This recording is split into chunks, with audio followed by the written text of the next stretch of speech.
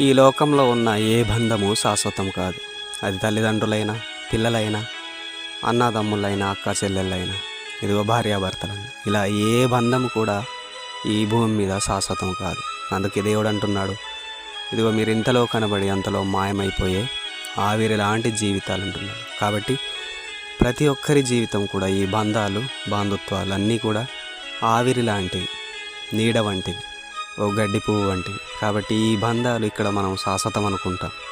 ఈ ప్రేమలు, ఈ ఆప్యాయతలు, అనురాగాలు ఇవన్నీ కలకాలం ఉంటాయి అనుకుంటాం, కానీ అవన్నీ ఒకరోజు కనుమరుగైపోవాల్సిందే. కాబట్టి ఈ లోకంలో బంధుత్వాన్ని ఎలాగైతే కలిగి ఉంటామో, అంతకంటే ముఖ్యంగా దేవునితో బంధుత్వాన్ని, దేవునితో మన స్నేహాన్ని, దేవునితో మన ప్రేమానురాగాన్ని, ఆప్యాయతను, అనురాగాలు ఎప్పుడైతే ఏర్పరచుకొని దృఢపరుచుకుంటామో ఆ బంధము గొప్పది. ఆ బంధం మనల్ని విడవదు, ఎడబాయదు.